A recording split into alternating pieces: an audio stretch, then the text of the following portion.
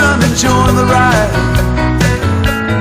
Lease and enjoy the ride. Yeah! And now more Operation Freedom with your host, Dr. Dave Janda, on Southeast Michigan's conservative powerhouse, WAAM Talk 1600. Call Dave now at 822-1600. That's 734-822-1600. Welcome back to Operation Freedom, folks. I'm Dr. Dave Janda, broadcasting from our Freedom Bunker here at WAAM Talk 1600, and a special welcome to our simulcast listeners at WYPV 94.5 in Mackinac City, and their entire group of radio network through the Patriot Voice Radio Network. Folks, if you're interested in listening to the podcast from the show, they will be available at davejanda.com from our premium service subscribers. $9 a month, best value you can have on the internet. With the content you receive, it is truly priceless. We have a tremendous amount of information through our contributing editors, through our Insider Insight show, through our Department of Advanced Research show, through Nick Ruiz. You have access to our archives for the past 8 years. You have access to the podcast 24/7. And again, it's information that I believe will empower you, and it gets you ahead of the curve. I am honored to have back with us someone who is an incredible guest, and every time she comes on the show, I am inundated by you, the listeners, to get her back as soon as we can. TraderStef, that's her name de plume she goes by, and she goes by name de plume, as you'll find out, because of a bit of her background. Beginning in 1996, TraderStef initiated a career spanning 14 years within the New York City investment banking industry. She acquired a diverse skill set in human resourcing, technology and communication, training, education and development, business analysis, and global risk. TraderStef began investing in precious metals in 1999 while following market trends post-dot-com bubble and 9/11. Stef then left the banking industry in 2009 after 5 years in global risk management at Citigroup. Stef then developed and hosted a live Precious Hour webinar specializing gold, silver, and the mining equities, combined with research of industry fundamentals, financial markets, global news events, geopolitics, and monetary policy, otherwise known as fusion analysis. Her work is featured on a great site, crushthestreet.com. She has a new article out as of this morning that's fantastic. TraderStef, welcome back to Operation Freedom. Hey, Dr. Janda, how are you? Thanks for having me back. Well, thanks for coming back. So, Steph, let's talk about your article, and in particular, you get into the issue of artificial intelligence. Yes. Artificial intelligence is, this term that everyone's throwing around, but on some levels, I don't think we're all really tuned into what's really going on. And we're doing a little video piece with Crush the Street that's going to be published probably within the next week that's going to go through that whole process. So I just wanted to touch on a couple of points today to give everyone a heads up about it, because I found it to be very interesting, and then perhaps maybe touch on, where gold is Sounds at the end good. of this broadcast. But artificial intelligence is making huge inroads into the infrastructure of society and its decision-making processes at an exponential rate. And that terminology is really important. So the software itself takes on the task of writing itself autonomously. It manifests its own updates in order to renew itself, and it develops its own way of thinking through generative processes. Now, it's beginning to run things so much that we've become incapable of understanding of how its decisions are being made.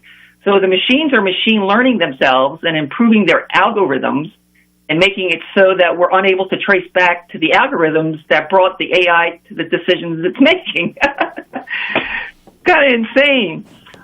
So we tend to think of software as a system of codes that humanity creates. And the machines do what we tell them to do, and we own it. Well, that paradigm is no longer necessarily true. So let me give you an example.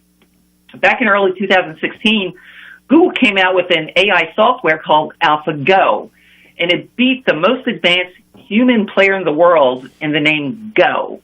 And the Google team mentioned that its programmers did not even know how, toward the end of the game, that the AI was making its decisions. Now, even more frightening, depending on how you look at it. AlphaGo Zero is the next generation, and they took this software and gave it a blank slate. It knew nothing.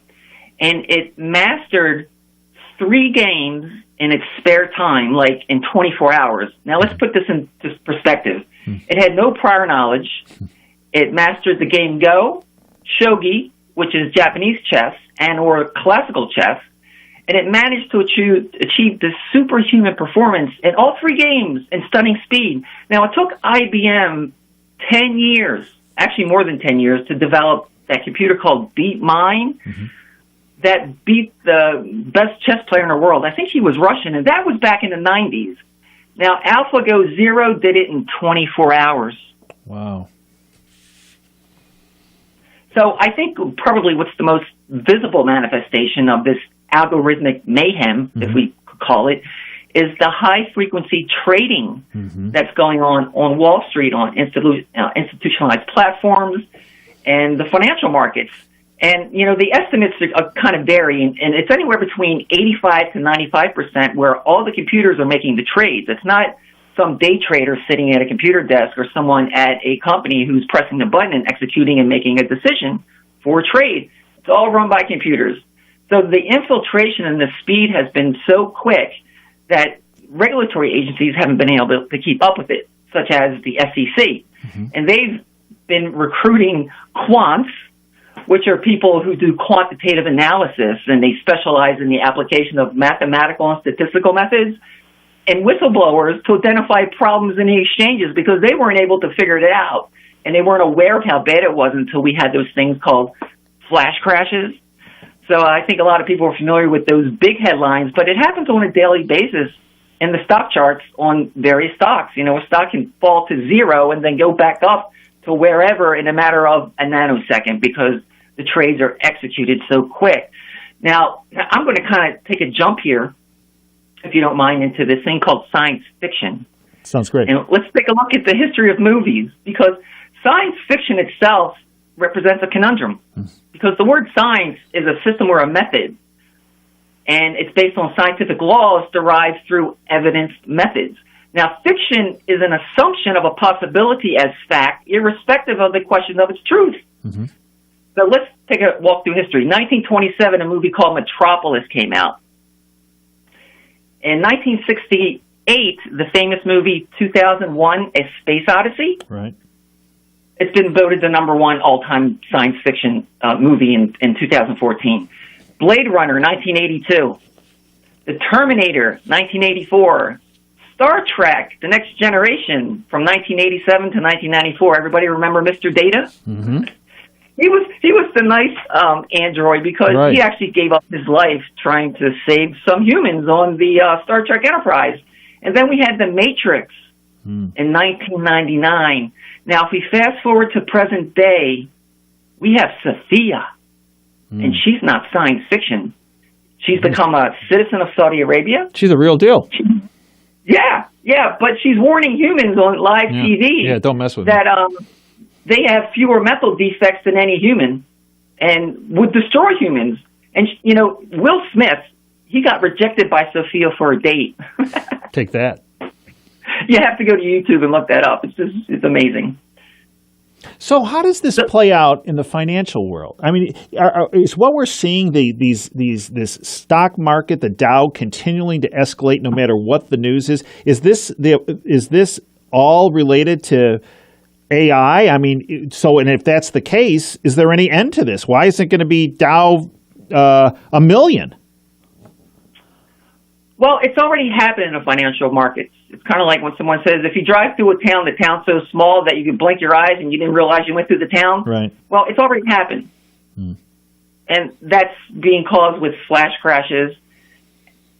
But the workforce is changing drastically, and folks really need to tune in to what's happening, because this is spreading through everything. It's spreading through the military. They're using it with things called slaughter bots and drone swarms.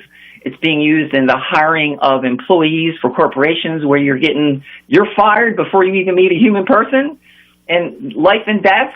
And there's certain categories in the workforce, such as natural language generation and speech recognition and virtual agents and machine learning and biometrics and text analytics. But it's already affected us. I mean, we see on the news where kiosks are replacing retail point of purchase, say, in fast food franchises. Mm-hmm. But that was going on a long time ago. 15 years ago, when I was taking the train at Penn Station in New York, they had kiosks where you could buy your tickets instead of standing in line.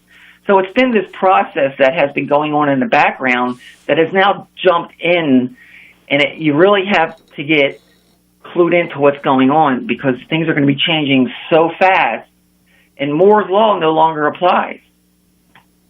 So let's look at employment, look at the workplace. How is this going to affect the workplace? Well, what the Trump administration wants to do is bring back manufacturing to the country, make America great again. That in itself is not going to solve the disenfranchised worker and the aging workforce, the problems that we currently have. Now, standard infrastructure projects have a purpose. They're called make good work. So we had those huge projects like the Tennessee Water Authority and the Hoover Dam project and the AmeriCorps. They all have their place, and that's only near term, the next 10 to 20 years. But you need to look out 100 years because we don't know what's going to happen in 100 years. So we want to focus on, well, how's that going to change now? So in the meantime, those kind of projects can help with the workforce, but it's changing so quickly that we can't train the aging workforce to get up to speed with the technological advances. So those make good work. Let's say, for example, the Amazon people who are working in the warehouses. Those jobs would be gone. Their best bet would be to go into some kind of make good work. And unfortunately, those kinds of infrastructure projects focus on things that have already been built, and they're just being fixed or they're being upgraded. It's not really creating something new, per se. So the Sophia AI computer chicks of the world sound like they have quite the upper hand. Yeah, they do. And if you think about those movie titles that I mentioned, you can pretty much, go review them all for free. You kind of see the progression of how we've gotten to where we've gotten. Science fiction has become reality. So if you were a college student right now, Steph, based on the knowledge you've accumulated in doing this research, what would you do? If I was looking to go to school, I wouldn't want to be an accountant because those kinds of number crunching jobs are going to be irrelevant. Okay. I would be looking into computer vision, so virtual reality. That's big. In other areas of generative processes to help the software be written so that it can think. You can fight it and not want to deal with it, but that's not going to change the fact that it's already occurring and it's coming. So you might want to consider looking into that type of work, and some of the best colleges are actually in Canada, up in Montreal, for that type of work. Now, China is offering huge bonuses, like up to $1 million as a bonus to bringing people to work for their corporations because they're investing heavily in this. And if we don't focus on it and press the gas pedal, so to speak, China and, let's say, Russia are going to get ahead of us. And whoever gets the upper hand in this technology is going to rule the world. And I'm not putting that lightly. Now, there's one thing that's going to take artificial intelligence and blow it through the roof, and that's quantum computing. So, to all those folks that are saying, "Well, I'm going to work in manufacturing with robotics and with AI," there's no future there, right? There are futures because the jobs won't be completely replaced. They will be streamlined so that there will still be jobs that are required by humans within the manufacturing process. There just won't be as many. So you may go into some other make good work project. Or if you're young enough, you can go re-educate yourself and get hip with what's going on in the workforce. I can't make any specific recommendations because things are changing so quickly that some job titles that I may throw out today or recommendations Right. may be irrelevant a few years from now. Right. So, economically speaking, when we look at where the United States is positioned on this AI issue compared to China and Russia, would you say we're a little bit behind, a lot behind, or we're even with them? That's hard to say, but an educated guess is that we're ahead in some areas, but we're behind in others. And I'll give you an example. China has already instituted a quantum computer network, an internet, which is technically not hackable. So there are agencies within China that can communicate with each other, which cannot be heard by the NSA. Now, we all hear about all the hacking of information that's taken place within U.S. corporations. Aside from the point of who that may or may not be, a lot of that data is encrypted. So that data is being hacked and collected and held and put in a database so that in the future, when quantum computing is more so available and readily used, that encrypted data can be hacked. So, when we turn back to financial markets, with this high-frequency trading, what do you, when you look at financial markets today, do you believe that the sky is the limit for the stock markets, that this thing is just going to keep moving up no matter what happens in world events? Or what do you see is going to happen in financial markets, and what do you see is going to happen, for example, and you mentioned earlier in this interview about the gold market? Well, because of the way the fiat currency system is designed, all assets are going to go up, and they call that inflation. Inflation doesn't happen just because someone wants to raise their price. It's got to do with creating money supply. I hope that answers your question. So, as far as, go ahead. No, go ahead. And so let's specifically look at the gold market you mentioned earlier. What are we looking at there? Because many people have been frustrated that have invested in gold and silver over the past 7 years, saying, this supposedly is a store of wealth. And when I look at the stock market hitting new highs almost every day, when I look at Bitcoin up until the past month, going up exponentially almost every day, yet my store of value, gold and silver prices, have not been doing that. I would say if we take Bitcoin as an example, has lost almost 70% of its value since the beginning of the year. And the stock markets have corrected anywhere from 20 to 30% since the beginning of the year. The price of gold has maintained its value, and it's been chopping a hard chop sideways in a flagging pattern since January.